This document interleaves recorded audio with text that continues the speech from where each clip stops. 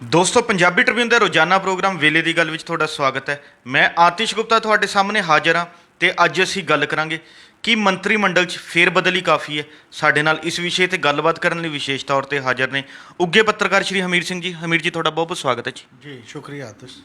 ਹਮੀਰ ਜੀ, ਜਦੋਂ ਦੇਸ਼ ਵਿੱਚ ਕੇਂਦਰੀ ਖੇਤੀ ਕਾਨੂੰਨ ਹੋਣ, ਚਾਹੇ ਵੱਧਦੀ ਮਹਿੰਗਾਈ ਦਾ ਮੁੱਦਾ ਹੋਵੇ, ਕੇਂਦਰ ਸਰਕਾਰ ਦਾ ਹਰ ਪਾਸੇ ਵਿਰੋਧ ਹੋ ਰਿਹਾ ਹੈ।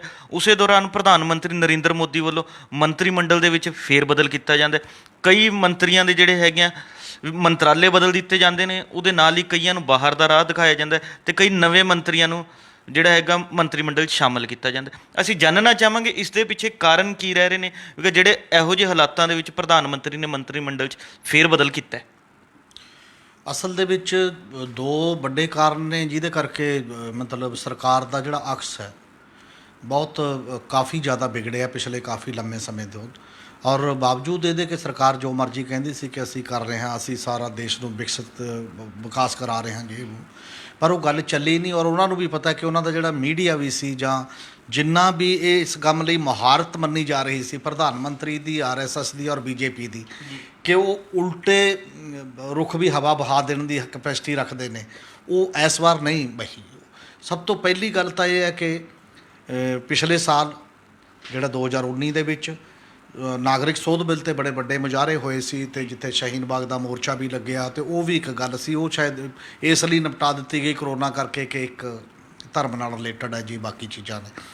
ਦੂਜੀ ਗੱਲ ਇਹ ਹੈ ਕਿ ਕਿਸਾਨੀ ਅੰਦੋਲਨ ਜਿਹੜਾ ਪਿਛਲੇ ਸਮੇਂ ਤੋਂ ਸ਼ੁਰੂ ਹੋਇਆ ਔਰ ਲਗਾਤਾਰ ਕਿਸਾਨੀ ਅੰਦੋਲਨ ਨੇ ਜਿਹੜੀ ਹਿੰਦੂਤਵ ਦੀ ਸਿਆਸਤ ਨੂੰ ਡੈਂਟ ਪਾਇਆ। ਉਹਨੇ ਇਹ ਕਿ ਮਤਲਬ ਕਿੱਤੇ ਦੇ ਤੌਰ 'ਤੇ ਉਭਾਰਿਆ ਕਿ ਤੁਸੀਂ ਜਿਹੜੀਆਂ ਕਾਰਪੋਰੇਟ ਦੇ ਹਮਾਇਤੀ ਫੈਸਲੇ ਲੈ ਰਹੇ ਹੋ, ਜਿਹੜੇ ਤਾਕਤਾਂ ਦਾ ਕੇਂਦਰੀਕਰਨ ਕਰ ਰਹੇ ਹੋ, ਇਹ ਦੇਸ਼ ਦੇ ਪੱਖ ਦੇ ਵਿੱਚ ਨਹੀਂ ਹੈ। ਇਸੇ ਕਰਕੇ BJP ਦੇ ਤਮਾਮ ਪ੍ਰਚਾਰ ਦੇ ਬਾਵਜੂਦ ਅੰਦੋਲਨ ਦੀ ਜਿਹੜੀ ਨਾ ਸ਼ਾਨ ਫਿੱਕੀ ਪਈ ਹੈ ਅਤੇ ਨਾ ਅੰਦੋਲਨ ਨੂੰ ਉੱਥੋਂ ਉਠਾਇਆ ਜਾ ਸਕਿਆ। 7.5 ਮਹੀਨੇ ਹੋਣ ਨੂੰ ਉਹਨੇ ਦਿੱਲੀ ਦੇ ਵਿੱਚ ਵੀ। ਤੀਜੀ ਗੱਲ, ਇਸੇ ਦੌਰਾਨ ਹੀ ਕਰੋਨਾ ਦਾ ਜਿਹੜਾ ਦੂਜਾ ਦੌਰ ਆਇਆ, ਪਹਿਲੇ ਦੌਰ ਦੇ ਵਿੱਚ ਵੀ ਬਹੁਤ ਨੌਕਰੀਆਂ ਚਲੀਆਂ ਗਈਆਂ, ਲੋਕਾਂ ਨੇ ਦੇਖਿਆ ਸੀ ਕਿ ਕਿੰਨੇ ਹੀ ਮਜ਼ਦੂਰ ਜਿਹੜੇ ਨੇ ਚੱਲ ਕੇ ਆਪਣੇ ਪੈਦਲ ਘਰਾਂ ਨੂੰ ਗਏ ਅਤੇ ਬਾਕੀ ਦੀਆਂ ਚੀਜ਼ਾਂ ਹੋਈਆਂ। ਉਹ ਸਾਰਾ ਵੱਡੇ ਪੱਧਰ 'ਤੇ ਕਿ ਸੀ ਵੀ ਚਲੋ ਦੂਜੇ ਵਾਰ ਤਾਂ ਕੁਝ ਠੀਕ ਹੋਊਗਾ, ਤਿਆਰੀ ਕਰ ਲੈਣਗੇ, ਪਹਿਲੇ 'ਚ ਜੇ ਤਿਆਰੀ ਨਹੀਂ ਕੀਤੀ।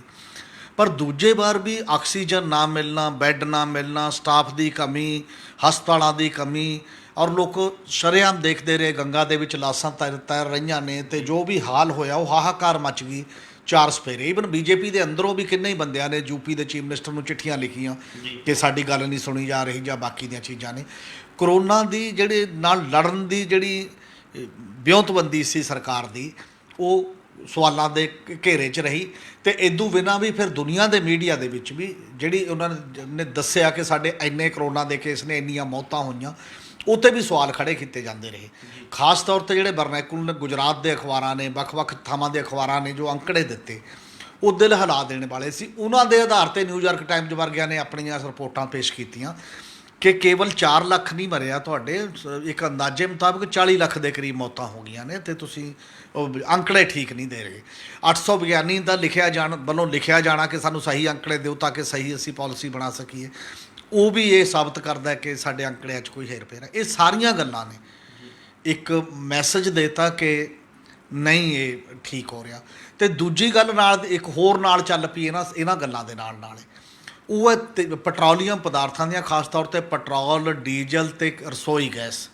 ਇਹਦੀਆਂ ਕੀਮਤਾਂ 'ਚ ਲਗਾਤਾਰ ਵਾਧਾ ਹੁੰਦੇ ਚਲੇ ਜਾਣਾ, ਔਰ ਇਹਦੀ ਬਜਾਏ ਕਿ ਸਰਕਾਰੀ ਕੋਈ ਮੰਤਰੀ ਇਹ ਕਹੇ ਵੀ ਅਸੀਂ ਸੋਚ ਰਹੇ ਹਾਂ ਜਾਂ ਕੋਈ ਗੱਲ ਹੈ, ਲੋਕਾਂ ਨੂੰ ਅੱਜ ਕੱਲ੍ਹ ਇਹ ਵੀ ਪਤਾ ਲੱਗਾ ਇਕੱਲੇ ਕੱਚੇ ਤੇਲ ਦਾ ਸਵਾਲ ਨਹੀਂ ਹੁੰਦਾ।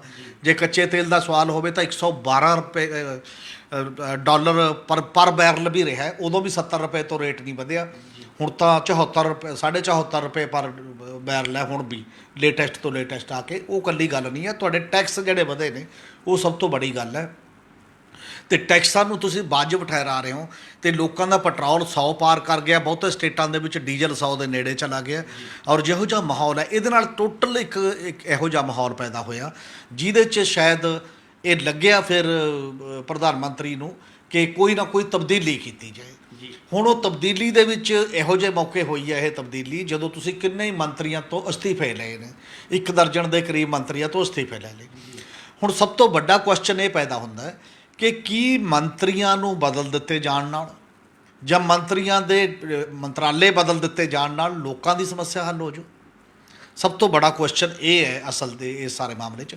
ਇੱਕ ਗੱਲ ਤਾਂ ਇਹਦਾ ਮਤਲਬ ਹੋਰ ਗੱਲ ਕਲੀਅਰ ਹੋ ਗਈ ਇਹਦੇ ਨਾਲ ਕਿ ਪ੍ਰਧਾਨ ਮੰਤਰੀ ਨੇ 2014 'ਚ ਕਿਹਾ ਸੀ ਜੀ, ਜਦੋਂ ਸਰਕਾਰ ਬਣੀ, ਕਿ ਸਾਡੀ ਸਰਕਾਰ ਜਿਹੜੀ ਹੈ ਉਹ ਇੱਕ ਨਾਅਰੇ ਤੇ ਚੱਲੇਗੀ ਤੇ ਘੱਟ ਤੋਂ ਘੱਟ ਗਵਰਨਮੈਂਟ, ਵੱਧ ਤੋਂ ਵੱਧ ਗਵਰਨੈਂਸ, ਮਤਲਬ ਸ਼ਾਸਨ ਅਸੀਂ ਚੰਗਾ ਦੇਵਾਂਗੇ ਵੱਧ ਤੋਂ ਵੱਧ, ਤੇ ਗਵਰਨਮੈਂਟ ਦਾ ਦਖਲ ਘੱਟ। ਇਸ ਲਈ ਪਿਛਲਾ ਜਿਹੜਾ 5 ਸਾਲਾਂ ਦਾ ਟੈਨਿਓਰ ਸੀ 46 ਮੰਤਰੀਆਂ ਨਾਲ ਕੱਢਿਆ, 46 ਨਾਲ ਕੇਵਲ ਪ੍ਰਾਈਮ ਮਿਨਿਸਟਰ ਦੇ ਤੌਰ ਤੇ।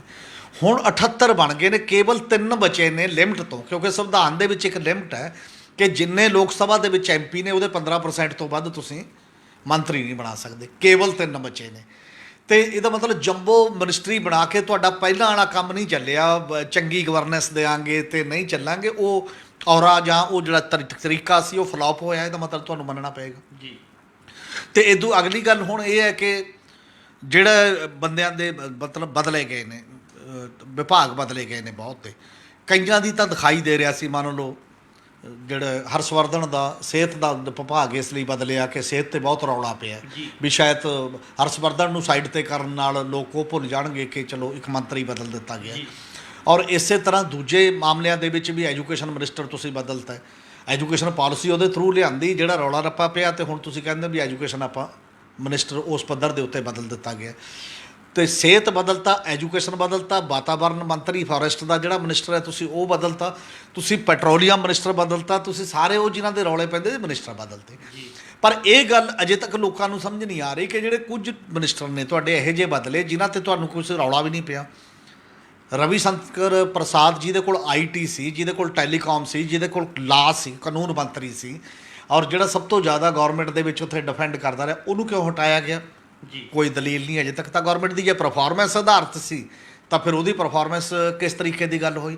ਦੂਜੀ ਗੱਲ ਇਸੇ ਤਰ੍ਹਾਂ ਜਿਹੜਾ ਪ੍ਰਕਾਸ਼ ਜਾਵੜੇਕਰ, ਉਹ ਵੀ ਇਹੀ ਗੱਲ ਹੈ ਕਿ ਤੁਹਾਡਾ ਉਹ ਚੀਫ ਸਪੋਕਸ ਪਰਸਨ ਸੀ ਜਦੋਂ ਪਾਰਲੀਮੈਂਟ ਦੀ ਜਦੋਂ ਮੰਤਰੀ ਮੰਡਲ ਦੀ ਮੀਟਿੰਗ ਹੋ ਜਾਂਦੀ ਸੀ, ਬਾਅਦ 'ਚ ਬਰੀਫਿੰਗ ਉਹੀ ਕਰਦਾ ਸੀ ਹਮੇਸ਼ਾ ਸਾਰੇ ਮਾਮਲੇ 'ਚ, ਉਹਨੂੰ ਵੀ ਤੁਸੀਂ ਸਾਈਡਲਾਈਨ ਕਰਤਾ। ਤਾਂ ਕਿਤੇ ਨਾ ਕਿਤੇ ਇੱਕ ਗੱਲ ਇਹ ਵੀ ਚੱਲਦੀ ਹੈ ਕਿ ਜਦੋਂ ਪਹਿਲਾਂ ਸਿਮਰਤੀ ਇਰਾਨੀ ਨੂੰ ਬਦਲਿਆ ਗਿਆ ਸੀ, ਜਦੋਂ ਉਹਦੇ ਕੋਲ ਹਿਊਮਨ ਰਿਸੋਰਸਿਸ ਮਿਨਿਸਟਰੀ ਸੀਗੀ, ਤਾਂ ਕਿਹਾ ਜਾਂਦਾ ਸੀ ਉਦੋਂ ਗਵਰਨਮੈਂਟ ਚਾਹੁੰਦੀ ਸੀ ਕਿ ਵਿਦੇਸ਼ੀ ਯੂਨੀਵਰਸਿਟੀਆਂ 100% ਦੀ ਜਿਹੜੀ FDI ਲਿਆ ਕੇ ਬਾਹਰਲੀਆਂ ਯੂਨੀਵਰਸਿਟੀਆਂ ਲਈ ਰਾਹ ਮੋਕਲਾ ਕੀਤਾ ਜਾਏ। ਉਦੋਂ ਕਿਤੇ ਫਾਈਲਾਂ 'ਤੇ ਇਹਨਾਂ ਨੇ ਇੱਕ ਸਟੈਂਡ ਲਿਆ ਸੀ ਕਿ ਨਹੀਂ, ਉਹਨਾਂ ਲਈ ਘੱਟੋ ਘੱਟ ਇੰਨੇ ਏਕੜ ਦੀ ਜਿਹੜਾ ਇੱਕ ਰਕਬਾ ਪਲੱਸ ਸੂਬੇ ਦੀਆਂ ਸਰਕਾਰਾਂ ਜਾਂ ਕੇਂਦਰ ਦੀ ਸਰਕਾਰ ਦੇ ਸਿੱਧੇ ਦਖਲ ਦੇ ਰੂਪ ਦੇ ਵਿੱਚ ਉਹਦੇ 'ਚ ਕੋਈ ਨਾ ਕੋਈ ਦਖਲ ਰਹਿਣਾ ਚਾਹੀਦਾ। ਉਹ ਦਖਲ ਨਹੀਂ ਸੀ ਚਾਹੁੰਦੇ। ਸ਼ਾਇਦ ਸਮਰਤੀ ਇਰਾਨੀ ਨੂੰ ਉਹ ਤਾਂ ਕਹਿੰਦੇ ਜੋ ਘੱਟ ਪੜ੍ਹੀ ਲਿਖੀ ਜਾਂ ਹੋਰ ਉਹ ਵੀ ਲੋਕ ਕਰਦੇ ਸੀ, ਪਰ ਕਿਹਾ ਗਿਆ ਉਦੋਂ ਬਾਅਦ ਕਿ ਉਸ ਇੱਕ ਸਟੈਂਡ ਲੈਣ ਦੇ ਕਰਕੇ ਉਹਦਾ ਪੋਰਟਫੋਲੀਓ ਬਦਲਿਆ ਗਿਆ। ਹੁਣ ਕਿਤੇ ਇਹ ਤਾਂ ਨਹੀਂ ਕੰਮ ਆ ਰਿਹਾ ਇਹੋ ਜਿਹਾ ਵੀ ਜਿਹੜਾ ਰਵੀ ਸ਼ੰਕਰ ਪ੍ਰਸਾਦ ਸੀ, ਜਦੋਂ ਇਹਨੇ ਕਾਰਪੋਰੇਟ ਨਾਲ ਕਈ ਦੂਜੇ ਨਾਲ ਪੰਗੇ ਲਏ, ਮਤਲਬ WhatsApp ਨਾਲ ਜਾਂ ਬਾਕੀ ਨਾਲ, ਉਹ ਵੀ ਤਾਂ ਕਿਉਂਕਿ ਬਾਹਰ ਅਮਰੀਕਨ ਵੱਡੀਆਂ ਕੰਪਨੀਆਂ ਨੇ ਨਾ ਉਹ, ਤੇ ਉਹ ਕੰਪਨੀਆਂ ਦਾ ਭੇਟ ਕਿਤੇ ਰਵੀ ਪ੍ਰਸਾਦ ਚੜ੍ਹ ਗਿਆ ਹੋਏ ਜਾਂ ਬਾਕੀ ਦਾ ਮਾਮਲਾ ਇੱਧਰੋਂ ਉੱਧਰੋਂ ਬਾਹਰ ਮਰੋੜੀ ਹੋਏ ਕਿ ਇਸ ਮਾਮਲੇ ਨੂੰ ਇਸ ਹੱਦ ਤੱਕ ਵੀ ਨਹੀਂ ਲਿਜਾਣਾ। ਬਿਲਕੁਲ, ਮਤਲਬ ਕਿਉਂਕਿ ਕਾਰਪੋਰੇਟ ਦੀ ਤਾਂ ਸਰਕਾਰ ਹੈ, ਕਾਰਪੋਰੇਟ ਕੋਈ ਇਕੱਲਾ ਅਡਾਨੀ ਅੰਬਾਨੀ ਨਹੀਂ, ਕਾਰਪੋਰੇਟ ਦਾ ਮਤਲਬ ਓਵਰਆਲ ਇੱਕ ਸਿਸਟਮ ਹੈ ਦੁਨੀਆ ਦਾ ਜਿਹਦੇ ਤਹਿਤ ਤੁਸੀਂ ਉਹ ਗੱਲਾਂ ਕਰ ਰਹੇ ਹੋ। ਇਹ ਸਾਰੇ ਸਵਾਲ ਸਾਡੇ ਸਾਹਮਣੇ ਦਿਖਾਈ ਦਿੰਦੇ ਨੇ ਇਸ ਮੰਤਰੀ ਮੰਡਲ ਦੇ ਵਿੱਚ ਐਡੇ ਵੱਡੇ ਪੱਧਰ 'ਤੇ ਫੈਲਾਉਣਾ। ਤੇ ਦੂਜੀ ਗੱਲ ਇਹ ਹੈ ਕਿ ਜਿਹੜਿਆਂ ਦਾ ਰੌਲਾ ਪੈ ਰਿਹਾ, ਹੁਣ ਫਾਈਨਾਂਸ ਕਿਹੜਾ ਬਹੁਤ ਵਧੀਆ ਚੱਲ ਰਿਹਾ ਜੀ, ਫਾਈਨਾਂਸ ਦੇ ਮਾਮਲੇ ਦੇ ਵਿੱਚ ਲੋਕ ਰੁੜ ਰਹੇ ਨੇ, ਨੌਕਰੀਆਂ ਚਲੀਆਂ ਗਈਆਂ, ਅਜੇ ਵੀ GDP ਦੀ ਰੇਟ ਘੱਟ ਹੈ, ਵਿੱਤੀ ਸੰਕਟ ਬੜਾ ਗੰਭੀਰ ਤੁਹਾਡੇ ਸਾਹਮਣੇ ਹੈ, ਤੇ ਫਾਈਨਾਂਸ ਮਿਨਿਸਟਰ ਨੂੰ ਨਹੀਂ ਹਟਾਇਆ ਗਿਆ ਜਾਂ ਫਾਈਨਾਂਸ ਮਿਨਿਸਟਰ ਹੋਇਆ, ਤੇ ਜਿਹੜਾ ਉਹਦਾ ਡਿਪਟੀ ਸੀ ਜੀ, ਜਿਹੜਾ MOS ਸੀ, ਮਤਲਬ ਉਸ ਨੂੰ ਤੁਸੀਂ ਪ੍ਰਮੋਟ ਕਰਕੇ ਤੁਸੀਂ ਬਣਾ ਦਿੱਤਾ ਗਿਆ, ਤੇ ਉਹਨੂੰ ਖੇਡ ਦਾ ਵੀ ਚਾਰਜ ਦੇ ਦਿੱਤਾ ਗਿਆ, ਤੇ ਉਹ ਇਨਫੋਰਮੇਸ਼ਨ ਦਾ ਤੇ ਬਰਾਡਕਾਸਟਿੰਗ ਦਾ ਵੀ ਇੰਚਾਰਜ ਉਹਨੂੰ ਬਣਾ ਦਿੱਤਾ ਗਿਆ। ਤੇ ਹੁਣ ਇਹਦੇ 'ਚੋਂ ਇੰਨਾ ਮਿਲਗੋਬ ਹੈ। ਹਾਂ, ਇਹ ਗੱਲ ਮੰਨੀ ਜਾਂਦੀ ਹੈ ਕਿ ਇਹਦੇ 'ਚ ਇੱਕ ਤਾਂ ਇਹ ਗੱਲਾਂ ਨੇ ਕਿ ਸ਼ਾਇਦ ਸਰਕਾਰ ਇਹ ਸੋਚਦੀ ਹੈ ਕਿ ਇਹ ਬੰਦੇ ਹਟਾਉਣ ਦੇ ਨਾਲ, ਇਹ ਚਿਹਰੇ ਹਟਾਉਣ ਦੇ ਨਾਲ ਜਿਹੜਾ ਐਂਟੀ ਇੱਕ ਗਵਰਨਮੈਂਟ ਦੇ ਛਵੀ ਬਣੀ ਹੋਈ ਸੀ ਲੋਕਾਂ ਦੇ, ਉਹ ਸ਼ਾਇਦ ਘਟ ਜੂਗੀ ਜਾਂ ਮੱਧਮ ਪੈ ਜੂਗੀ। ਦੂਜਾ ਇਹਦਾ ਕਾਰਨ ਇਹ ਵੀ ਸੋਚਿਆ ਜਾ ਰਿਹਾ ਕਿ 22 ਦੀਆਂ ਇਲੈਕਸ਼ਨਾਂ ਨੇ, ਯੂਪੀ ਬਹੁਤ ਇੰਪੋਰਟੈਂਟ ਹੈ ਸਰਕਾਰ ਲਈ, ਤੇ 24 ਦੀਆਂ ਇਲੈਕਸ਼ਨਾਂ 'ਚ ਸਾਰੀਆਂ ਕਾਸਟਾਂ ਤੇ ਸਾਰੇ ਵਰਗ, ਇਹ ਕਿਹਾ ਜਾ ਰਿਹਾ ਕਿ ਜਿੰਨੀਆਂ ਜਾਤ ਨੂੰ ਦੇਖ ਕੇ, ਜਾਤੀਗਤ ਸਮੂਹਾਂ ਨੂੰ ਦੇਖ ਕੇ ਜਿਸ ਲੈਵਲ ਦੀ ਨੁਮਾਇੰਦਗੀ ਦਿੱਤੀ ਗਈ ਹੈ, ਉਹ ਸਾਰੀ ਇੱਕ ਸੋਸ਼ਲ ਇੰਜੀਨੀਅਰਿੰਗ ਦਾ ਤਰੀਕਾ ਹੈ ਕਿ ਆਪਾਂ ਇਸ ਤਰੀਕੇ ਨਾਲ ਵੋਟ ਲੈ ਲਾਂਗੇ। ਯੂਪੀ 'ਚੋਂ 7 ਨਵੇਂ ਮੰਤਰੀ ਬਣਾਏ ਗਏ ਨੇ ਹੁਣੇ, ਕਿਉਂਕਿ ਜਦੋਂ ਨਵਾਂ ਉਸ ਲੈਵਲ ਤੇ ਆਏਗਾ। ਯੂਪੀ ਦੀ ਹੁਣ ਪਾਰਟੀਸਪੇਸ਼ਨ ਮੰਤਰੀ ਮੰਡਲ 'ਚ 20% ਤੋਂ ਵੀ ਵੱਧ ਗਈ ਹੈ। ਟੋਟਲ ਮੰਤਰੀ ਮੰਡਲ 'ਚ 20% ਤੋਂ ਜ਼ਿਆਦਾ ਇਕੱਲੇ ਯੂਪੀ ਹੈ। ਇਹ 'ਚੋਂ ਸਿੱਧਾ ਨਿਸ਼ਾਨਾ ਇਹ ਆਉਂਦਾ ਕਿ ਯੂਪੀ ਇਲੈਕਸ਼ਨ ਦਾ ਦਬਾਅ ਜਿਹੜਾ ਉਹ ਦਿਖਾਈ ਦੇ ਰਿਹਾ ਉਸ ਪੱਧਰ ਦੇ ਉੱਤੇ। ਔਰ ਬਾਕੀ ਦੀਆਂ ਮਾਮਲਿਆਂ ਦੇ ਵਿੱਚ ਵੀ ਜਿਹੜੀਆਂ ਉੱਤਰੀ ਭਾਰਤ ਦੀਆਂ ਸਟੇਟਾਂ ਨੇ, ਜਿਹੜੀਆਂ ਵੱਡੀਆਂ ਸਟੇਟਾਂ, ਉੱਥੇ ਦਾ ਥੋੜ੍ਹਾ ਜਿਹਾ ਦਖਲ ਵੱਧ ਹੈ। 11 ਸਟੇਟਾਂ ਤਾਂ ਇਹੋ ਜਿਹੀਆਂ ਨੇ ਜਿੱਥੋਂ ਇੱਕ ਇੱਕ ਮੰਤਰੀ ਹੈ, ਬਾਕੀ ਨਹੀਂ ਹੈ ਜਿੱਥੇ ਉਸ ਪੱਧਰ ਦੇ ਉੱਤੇ ਰਿਹਾ। ਤਾਂ ਜਿੱਥੇ ਜਿਹੜੀਆਂ ਵੱਡੀਆਂ ਸਟੇਟਾਂ ਨੇ, ਜਿੱਥੇ ਜ਼ਿਆਦਾ ਵੋਟਾਂ ਨੇ, ਤੇ ਸ਼ਾਇਦ 24 ਦਾ ਵੀ ਉਸੇ ਪਾਸੇ ਮਤਲਬ ਹੈ। ਇਹ ਸਾਰੀਆਂ ਚੀਜ਼ਾਂ ਦਾ ਸਵਾਲ ਸਾਡੇ ਸਾਹਮਣੇ ਦਿਖਾਈ ਦੇ ਰਿਹਾ ਕਿ ਇਹਨਾਂ ਦੇ ਕਾਰਨਾਂ ਕਰਕੇ ਵੱਧ ਰਿਹਾ, ਪਰ ਇਹਦਾ ਲੋਕਾਂ ਨੂੰ ਕੋਈ ਫਾਇਦਾ ਹੋਏਗਾ ਨਹੀਂ। ਲੋਕ ਇਹ ਮੰਨ ਲੈਣਗੇ ਇਹਨਾਂ ਇਕੱਲਿਆਂ ਕਰਕੇ ਹੀ ਵੀ ਇਹੀ ਗੱਲ ਸੀ, ਜਾਂ ਨਹੀਂ ਮੰਨਣਗੇ, ਇਹ ਤਾਂ ਆਉਣ ਵਾਲਾ ਸਮਾਂ ਦੱਸੂਗਾ। ਪਰ ਜੇਕਰ ਮੁੱਦੇ ਉਵੇਂ ਹੀ ਖੜੇ ਰਹਿੰਦੇ ਨੇ, ਲੋਕਾਂ ਦੀਆਂ ਜਿਹੜੀਆਂ ਸਮੱਸਿਆਵਾਂ ਨੇ, ਤਾਂ ਫਰਕ ਕੋਈ ਪਊਗਾ। ਇਹ ਨਜ਼ਰ ਨਹੀਂ ਆਉਂਦਾ ਕਿ ਇਹਦੇ ਨਾਲ ਹੀ ਇਕੱਲਾ ਫਰਕ ਪਏਗਾ। ਜੀ ਹਮੀਰ ਜੀ, ਜੇਕਰ ਮੋਦੀ ਸਰਕਾਰ ਦੀ 7 ਸਾਲਾਂ ਦੀ ਕਾਰਗੁਜ਼ਾਰੀ ਤੇ ਨਿਗਾਹ ਮਾਰੀਏ ਤਾਂ ਲੋਕਾਂ ਦੇ ਮਨਾਂ ਦੇ ਵਿੱਚ ਸਰਕਾਰ ਖਿਲਾਫ ਜਿਹੜੀ ਹੈ ਨਿਰਾਸ਼ਾ ਵੱਧਦੀ ਜਾ ਰਹੀ ਹੈ। ਅਸੀਂ ਜਾਣਨਾ ਚਾਹਾਂਗੇ ਕਿ ਇਹ ਫੇਰ ਬਦਲ ਲੋਕਾਂ ਦੇ ਮਨਾਂ 'ਚ ਜਿਹੜੀ ਨਿਰਾਸ਼ਾ ਹੈ ਉਸ ਨੂੰ ਖਤਮ ਕਰਨ 'ਚ ਕਾਮਯਾਬ ਹੋ ਸਕੇਗਾ? ਉਹਦੇ 'ਚ ਇੱਕ ਗੱਲ ਇਹ ਲੱਗਦੀ ਹੈ ਕਿ ਲੋਕਾਂ ਨੂੰ ਇੱਕ ਪਤਾ ਹੈ ਹੁਣ 2014 ਤੋਂ ਬਾਅਦ ਅੱਜ ਤੱਕ ਵੀ, ਕਿ ਦੋ ਹੀ ਬੰਦੇ ਮੈਟਰ ਕਰਦੇ ਨੇ ਕੇਂਦਰ ਦੇ ਵਿੱਚ, ਇੱਕ ਪ੍ਰਧਾਨ ਮੰਤਰੀ ਨਰਿੰਦਰ ਮੋਦੀ ਤੇ ਇੱਕ ਅਮਿਤ ਸ਼ਾਹ, ਕਿ ਦੋਨਾਂ ਦੀ ਚੱਲਦੀ ਹੈ। ਬਾਕੀ ਮੰਤਰੀਆਂ ਨੂੰ ਤਾਂ ਇਹ ਕਿਹਾ ਜਾ ਰਿਹਾ ਕਿ ਉਹ ਤਾਂ ਜੋ ਉੱਥੋਂ ਹੁਕਮ ਆਉਂਦਾ ਉਹ ਵਜਾਉਂਦੇ ਨੇ, ਕੋਈ ਖੁਦ ਮੁਖਤਿਆਰੀ ਹੈ ਨਹੀਂ ਮੰਤਰਾਲਿਆਂ ਦੇ ਵਿੱਚ ਜਿਹੜੀ ਬਾਤ। ਤਾਂ ਫਿਰ ਜੇ ਇਹ ਜਿਹੜੀਆਂ ਕਮਜ਼ੋਰੀਆਂ ਨੇ, ਜਾਂ ਜਿਹੜੇ ਲੋਕ ਸਤਾਏ ਹੋਏ ਨੇ, ਜਾਂ ਜਿਹੜੇ ਲੋਕਾਂ ਦੇ ਖਿਲਾਫ ਭੁਗਤ ਰਹੀ ਹੈ ਸਰਕਾਰ, ਚਾਹੇ ਉਹ ਡੀਜ਼ਲ ਪੈਟਰੋਲ ਦੀਆਂ ਕੀਮਤਾਂ ਦੇ ਮਾਮਲੇ ਦੇ ਵਿੱਚ ਹੋਵੇ, ਚਾਹੇ ਉਹ ਕਰੋਨਾ ਦਾ ਪ੍ਰਬੰਧ ਕਰਨ ਦੇ ਮਾਮਲੇ ਦੇ ਵਿੱਚ ਹੋਵੇ, ਚਾਹੇ ਉਹ ਖੇਤੀ ਬਿੱਲਾਂ ਦਾ ਸਵਾਲ ਹੋਵੇ, ਉਹ ਨਾਗਰਿਕ ਸੋਧ ਬਿੱਲ ਦਾ ਸਵਾਲ ਹੋਵੇ ਸੈਂਟਰਲਾਈਜ਼, ਤਾਂ ਇਹਦੀ ਜ਼ਿੰਮੇਵਾਰ ਵੀ ਫਿਰ ਉਹੀ ਹੋਏਗਾ ਜਿਹੜਾ ਸਭ ਤੋਂ ਜ਼ਿਆਦਾ ਪ੍ਰਭਾਵਸ਼ਾਲੀ ਹੈ ਅਤੇ ਜਿਹਦੀ ਸਭ ਤੋਂ ਜ਼ਿਆਦਾ ਚੱਲ ਰਹੀ ਹੈ ਦੇਸ਼ ਦੇ ਵਿੱਚ। ਤਾਂ ਕੀ ਇੰਨੇ ਨਾਲ ਲੋਕ ਇਹ ਸਮਝ ਲੈਣਗੇ ਕਿ ਜਿਹੜਾ ਉੱਪਰ ਬੰਦੇ ਟੌਪ 'ਤੇ ਬੈਠੇ ਨੇ, ਜਿਨ੍ਹਾਂ ਦੀ ਇਹ ਜ਼ਿੰਮੇਵਾਰੀ ਸੀ, ਜਿਨ੍ਹਾਂ ਕੋਲ ਟੋਟਲ ਤਾਕਤ ਸੀ, ਜਿਹੜਾ ਪ੍ਰਸ਼ਾਸਨ ਜਿਨ੍ਹਾਂ ਦੇ ਮੁਤਾਬਕ ਚੱਲਦਾ ਸੀ, ਉਹ ਉਵੇਂ ਹੀ ਕਾਇਮ ਰਹਿਣ ਤੇ ਹੇਠਲੇ ਮੋਹਰੇ ਬਦਲ ਦਿੱਤੇ ਜਾਣ ਤੇ ਇਹਦੇ ਨਾਲ ਹੀ ਫਰਕ ਪੈ ਜਾਊਗਾ? ਇਹਦੇ ਨਾਲ ਫਰਕ ਪੈਣ ਵਾਲਾ ਨਹੀਂ ਹੈ। ਇਸ ਲਈ ਮੈਨੂੰ ਲੱਗਦਾ ਕਿ ਲੋਕਾਂ ਨੂੰ ਤਾਂ ਉਹ ਚੀਜ਼ ਮਾਰ ਰਹੀ ਹੈ, ਲੋਕਾਂ ਦੀ ਜੇਬਾਂ ਤੇ ਡਾਕਾ ਮਹਿੰਗਾਈ ਮਾਰ ਰਹੀ ਹੈ। ਤੇ ਜੇ ਮਹਿੰਗਾਈ ਉਵੇਂ ਹੀ ਰਹਿੰਦੀ ਹੈ ਤਾਂ ਚਿਹਰੇ ਬਦਲ ਕੇ ਕੀ ਕਰਨਾ? ਲੋਕਾਂ ਨੇ ਚਿਹਰਿਆਂ ਤੋਂ ਕਰਾਉਣਾ ਕੀ ਹੈ ਉਸ ਪੱਧਰ ਦੇ ਉੱਤੇ? ਔਰ ਜੇਕਰ ਜਿਹੜੇ ਲੋਕਾਂ ਦੇ ਬ੍ਰੈਡ ਵਿਨਰ ਚਲੇ ਗਏ, ਜਿਹੜੇ ਲੋਕਾਂ ਦੇ ਮਤਲਬ ਕਮਾਊ ਚਲੇ ਗਏ, ਜਿਵੇਂ ਸੁਪਰੀਮ ਕੋਰਟ ਨੇ ਇਹਨਾਂ ਨੂੰ ਕਿਹਾ ਕਿ 6 ਹਫ਼ਤਿਆਂ 'ਚ ਦੱਸੋ ਤੁਸੀਂ ਕਿੰਨਾ ਜਿਹੜਾ ਉਹਨਾਂ ਨੂੰ ਮੁਆਵਜ਼ਾ ਦਿਓਗੇ ਪਰਿਵਾਰਾਂ ਨੂੰ, ਤਾਂ ਕਿ ਉਹ ਪਰਿਵਾਰ ਅੱਗੇ ਥੋੜ੍ਹਾ ਬਹੁਤ ਆਪਣੇ ਪੈਰਾਂ 'ਤੇ ਖੜ੍ਹੇ ਹੋ ਸਕਣ ਕਰੋਨਾ ਦੇ ਮਾਮਲੇ ਦੇ ਵਿੱਚ। ਅਤੇ ਜੇ ਤੁਸੀਂ ਉਹਨਾਂ ਨੂੰ ਨਹੀਂ ਦਿਓਗੇ, ਜਾਂ ਕਿੰਨਾ ਦਿੰਦੇ ਹੋ, ਠੀਕ ਦਿੰਦੇ ਹੋ, ਨਹੀਂ ਦਿੰਦੇ ਹੋ, ਇਹ ਉਹ ਗੱਲਾਂ 'ਤੇ ਪ੍ਰਭਾਵਿਤ ਪਾਉਣਗੇ, ਨਾ ਕਿ ਇਸ ਗੱਲ 'ਤੇ ਕਿ ਹੁਣ ਬੰਦਾ ਬਦਲਤਾ। ਬੰਦਾ ਬਦਲਣ ਨਾਲ ਥੋੜ੍ਹੀ ਗੱਲ ਠੀਕ ਹੋ ਜਾਣੀ ਹੈ। ਇਸ ਕਰਕੇ ਮੈਨੂੰ ਨਹੀਂ ਲੱਗਦਾ ਕਿ ਉਹਦਾ ਉਸ ਪੱਧਰ ਦਾ ਅਸਰ ਪਊਗਾ। ਹਾਂ, ਜੇਕਰ ਉਹ ਧਿਰਾਂ, ਜਿਹੜੀਆਂ ਧਿਰਾਂ ਇਹ ਸੋਚਦੀਆਂ ਨੇ ਕਿ ਅਸਲ 'ਚ ਤਬਦੀਲੀ ਹੋਣੀ ਚਾਹੀਦੀ ਹੈ ਜਾਂ ਲੋਕਾਂ ਦੇ ਦੁੱਖ ਘਟਣੇ ਚਾਹੀਦੇ ਨੇ ਜੀ, ਤਾਂ ਲਾਜ਼ਮੀ ਕਿ ਉਹ ਬਿਰਤਾਂਤ ਖੜਾ ਰੱਖ ਪਾਉਂਦੀਆਂ ਨੇ ਕਿ ਨਹੀਂ। ਕਈ ਵਾਰ ਬਿਰਤਾਂਤ ਉਲਟਾ ਪੈ ਜਾਂਦਾ ਜਾ ਕੇ, ਅਤੇ ਤੁਸੀਂ ਉਹਨੂੰ ਖੜਾ ਨਹੀਂ ਰੱਖ ਪਾਉਂਦੇ, ਤਾਂ ਉਹ ਗਲਤ ਪਾਸਾ ਵੀ ਕਈ ਵਾਰ ਬਲਡੋਜ਼ ਕਰ ਜਾਂਦਾ, ਭਾਰੂ ਪੈ ਜਾਂਦਾ, ਅਤੇ ਭਾਰੂ ਪਿਆ ਹੋਇਆ ਕਹਿੰਦੇ ਨੇ ਚਲੋ ਇਹ ਠੀਕ ਹੋ ਗਿਆ ਸ਼ਾਇਦ। ਅਤੇ ਉਹਨੂੰ ਖੜਾ ਰੱਖਣਾ ਸਭ ਤੋਂ ਬੜਾ ਕੁਐਸਚਨ ਹੁੰਦਾ ਕਿ ਤੁਹਾਡਾ ਏਜੰਡਾ ਚੱਲਦਾ ਜਾਂ ਉਹ ਸੱਤਾਧਾਰੀ ਏਜੰਡਾ ਚੱਲਦਾ। ਜੇ ਦੇਸ਼ ਦੇ ਵਿੱਚ ਜਿਹੜੇ ਨੈਸ਼ਨਲ ਟੀਵੀ ਚੈਨਲਾਂ 'ਤੇ ਜਿੰਨੀਆਂ ਡਿਬੇਟਾਂ ਨੇ, ਉਹ ਮੈਜੋਰਿਟੀ ਦੇ ਵਿੱਚ ਇਹ ਸਵਾਲ ਨਹੀਂ ਕੋਈ ਵੀ ਉਠਾ ਰਿਹਾ ਕਿ ਇਹਨਾਂ ਸਾਰੀਆਂ ਗੱਲਾਂ ਲਈ ਜੇ ਪਰਫਾਰਮੈਂਸ ਦਾ ਕੁਐਸਚਨ ਹੈ, ਕਾਰਗੁਜ਼ਾਰੀ ਦਾ ਕੁਐਸਚਨ ਹੈ, ਤਾਂ ਸਭ ਤੋਂ ਬੜੀ ਕਾਰਗੁਜ਼ਾਰੀ ਜਿਹੜਾ ਟੌਪ 'ਤੇ ਬੈਠਾ ਬੰਦਾ, ਉਹਦੀ ਕਿਉਂ ਨਹੀਂ ਹੈ ਫਿਰ? ਉਹ ਇਖਲਾਕੀ ਜਵਾਬਦੇਹ ਕਿਉਂ ਨਹੀਂ ਹੈ? ਉਹ ਕਹਿੰਦੇ ਜੀ ਨਹੀਂ, ਪ੍ਰਧਾਨ ਮੰਤਰੀ ਜੀ ਨੂੰ ਐਂ ਲੱਗਿਆ, ਫਲਾਣੇ ਨੇ ਪਰਫਾਰਮੈਂਸ ਨਹੀਂ, ਫਲਾਣੇ ਨੇ ਪਰਫਾਰਮੈਂਸ ਨਹੀਂ ਕੀਤੀ। ਸਵਾਲ ਤਾਂ ਵੱਡਾ ਇਹ ਉੱਠਦਾ ਰਿਹਾ ਕਿ ਕਰੋਨਾ ਦੇ ਬਾਵਜੂਦ ਪ੍ਰਧਾਨ ਮੰਤਰੀ 24 ਰੈਲੀਆਂ ਕਰਦਾ ਵੈਸਟ ਬੰਗਾਲ ਦੇ ਵਿੱਚ ਜਾ ਕੇ। ਸਵਾਲ ਤਾਂ ਇਹ ਪੈਦਾ ਹੁੰਦਾ ਕਿ ਤੁਹਾਡਾ ਇੱਥੇ ਜਿਹੜਾ ਨਹਾਉਣ ਸੀਗਾ, ਉਸ 'ਤੇ ਜਾ ਕੇ ਅਤੇ ਤੁਸੀਂ ਉੱਥੋਂ ਦੇ ਮੇਨ ਹੈੱਡ ਪ੍ਰੀਸਟ ਨਾਲ ਫੋਨ 'ਤੇ ਗੱਲ ਕਰਦੇ ਹੋ ਕਿ ਤੁਸੀਂ ਉਹਨੂੰ ਅਪੀਲ ਕਰਦੇ ਹੋ, ਅਤੇ ਉਹਦੇ ਨਾਲ ਜਿਹੜਾ ਕਰੋਨਾ ਫੈਲਿਆ ਉਹਦੇ ਲਈ ਜ਼ਿੰਮੇਵਾਰ ਕੌਣ ਹੈ? ਸਵਾਲ ਤਾਂ ਟੌਪ ਤੋਂ ਸ਼ੁਰੂ ਹੋਣਾ ਚਾਹੀਦਾ ਨਾ। ਇਖਲਾਕ ਉਸ ਦਾ, ਇਹ ਲਾਲ ਬਹਾਦਰ ਸ਼ਾਸਤਰੀ ਦਾ ਦੌਰ ਨਹੀਂ ਹੈ ਵੀ ਜੇ ਇੱਕ ਟ੍ਰੇਨ 'ਚ ਐਕਸੀਡੈਂਟ ਹੋ ਗਿਆ ਤਾਂ ਮੰਤਰੀ ਅਸਤੀਫਾ ਦੇ ਦਿੰਦਾ। ਉਹ ਕਹਿੰਦਾ ਮੈਂ ਹੈੱਡ ਹਾਂ ਨਾ, ਮੇਰੀ ਜ਼ਿੰਮੇਵਾਰੀ ਹੈ, ਮੈਂ ਆਪਣੀ ਜ਼ਿੰਮੇਵਾਰੀ ਲੈਣਾ। ਜੇ ਇਖਲਾਕ ਦਾ ਸਵਾਲ ਪੁੱਛਿਆ ਜਾਏ ਤਾਂ ਟੌਪ ਤੋਂ ਇਖਲਾਕ ਸ਼ੁਰੂ ਹੋਣਾ ਚਾਹੀਦਾ, ਤਾਂ ਹੇਠਾਂ ਆਉਣਾ ਚਾਹੀਦਾ। ਪਰ ਉਹਨੂੰ ਬਦਲਾਅ ਦਾ ਸਵਾਲ ਨਹੀਂ ਹੈ, ਇਹਦੇ ਨਾਲ ਕੋਈ ਬਦਲ ਜਾਏਗਾ ਉਸੇ ਤਰ੍ਹਾਂ ਦੇ ਸਿਸਟਮ ਦੇ ਵਿੱਚ। ਔਰ ਇਹ ਜ਼ਰੂਰ ਹੈ ਕਿ ਬੀਜੇਪੀ ਆਪਣੀ ਚਾਲ ਜਿਸ ਤਰੀਕੇ ਦੀ ਚੱਲਦੀ ਹੈ, ਉਹਦੇ ਤੋਂ ਕਈ ਲੋਕ ਸੋਚਦੇ ਨੇ, ਜਿਵੇਂ ਜਿਹੜਾ ਸਭ ਤੋਂ ਬੜਾ ਇੱਕ ਤਬਦੀਲੀ ਦੀ ਗੱਲ ਆਪਾਂ ਕਰੀਏ ਤਾਂ ਬਿਹਾਰ ਦਾ ਸਵਾਲ ਹੈ ਜੀ। ਬਿਹਾਰ ਦੇ ਵਿੱਚ ਸਭ ਤੋਂ ਪਹਿਲਾਂ ਨਤੀਸ਼ ਕੁਮਾਰ ਨੇ ਇਹ ਕਹਿਤਾ ਸੀ ਉਦੋਂ 2019 ਦੇ ਵੇਲੇ ਕਿ ਸਾਡੇ 16 MP ਨੇ, ਤੇ ਜੇ ਲੈਣਾ ਉਦੋਂ ਇਹਨਾਂ ਨੇ ਇੱਕ ਫਾਰਮੂਲਾ ਬਣਾ ਲਿਆ ਸੀ ਕਿ ਜਿਹੜੇ ਸਹਾਇਕ ਬਾਕੀ ਦਲ ਨੇ ਐਨਡੀਏ ਦੇ ਨਾਲ ਸਹਿਯੋਗੀ ਉਹਨਾਂ ਦਾ ਇੱਕ ਇੱਕ ਲਵਾਂਗੇ ਹਰੇਕ ਦਾ, ਇੱਕ ਤੋਂ ਵੱਧ ਨਹੀਂ ਲੈਣੇ। ਤਾਂ ਉਦੋਂ ਨਤੀਸ਼ ਕੁਮਾਰ ਨੇ ਕਹਿਤਾ ਸੀ ਵੀ ਨਹੀਂ, ਅਨੁਪਾਤਕ ਪ੍ਰਤੀਨਿਧਤਾ ਦੇ ਤੇ ਲਿਹਾਜ਼ ਨਾਲ ਰਹੋ, ਜਿਹਦੇ 2 MP ਨੇ ਉਹਦਾ ਵੀ ਇੱਕ, ਜਿਹਦੇ 16 ਨੇ ਉਹਦਾ ਵੀ ਇੱਕ, ਇਹ ਠੀਕ ਨਹੀਂ ਹੈ ਜੀ। ਉਦੋਂ ਬੀਜੇਪੀ ਨੇ ਰਣਨੀਤੀ ਅਪਣਾ ਲਈ ਕਿ ਇਹ ਥੋੜ੍ਹਾ ਜਿਹਾ ਜ਼ਿਆਦਾ ਹੀ ਮਤਲਬ ਅਸਰਟ ਕਰਦਾ ਹੈ, ਜ਼ਿਆਦਾ ਦਾਅਵੇਦਾਰੀ ਦਿਖਾਉਂਦਾ ਹੈ। ਤਾਂ ਐਲਜੇਪੀ ਨੂੰ ਚਿਰਾਗ ਪਾਸਵਾਨ ਨੂੰ ਅੱਗੇ ਲਾ ਕੇ ਨਤੀਸ਼ ਕੁਮਾਰ ਦੇ ਖਿਲਾਫ ਵਰਤ ਕੇ ਹੁਣ ਉਹਦੀ ਪਾਰਟੀ ਵੀ ਤੁੜਾਤੀ।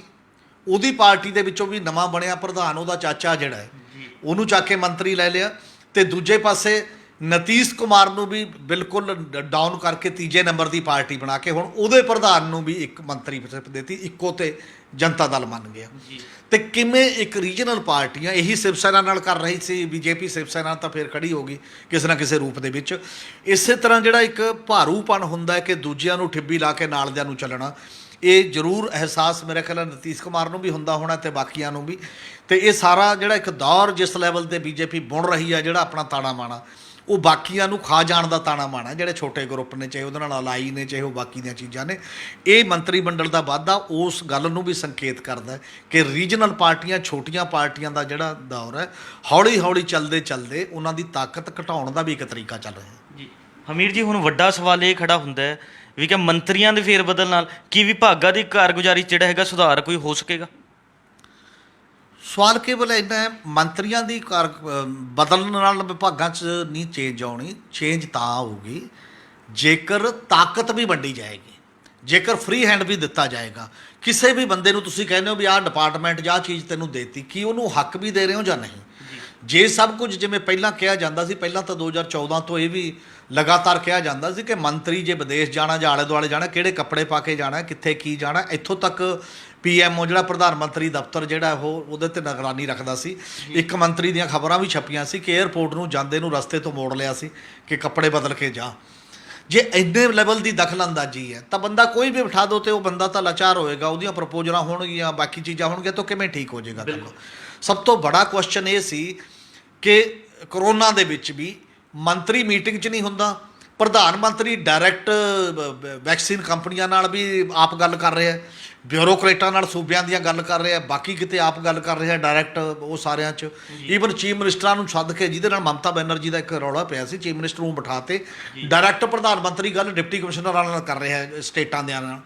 ਇਹ ਜਿਹੜਾ ਐਟੀਟਿਊਡ ਹੈ ਤਾਕਤਾਂ ਦੇ ਕੇਂਦਰੀਕਰਨ ਦਾ, ਉਹਦੇ ਨਾਲ ਨਹੀਂ ਹੱਲ ਹੋਣਾ, ਬਲਕਿ ਇੱਕ ਗੱਲ ਨਾਲ ਨਹੀਂ ਆਊਗਾ, ਕਿਉਂਕਿ ਜਿਹੜਾ ਇਹ ਮਾਹੌਲ ਹੁੰਦਾ, ਪ੍ਰਧਾਨ ਮੰਤਰੀ ਨੇ ਆਪਣੇ ਮੰਤਰੀਆਂ ਨੂੰ ਤਾਂ ਖੁੱਲ੍ਹੀ ਛੁੱਟੀ ਨਹੀਂ ਦੇਣੀ।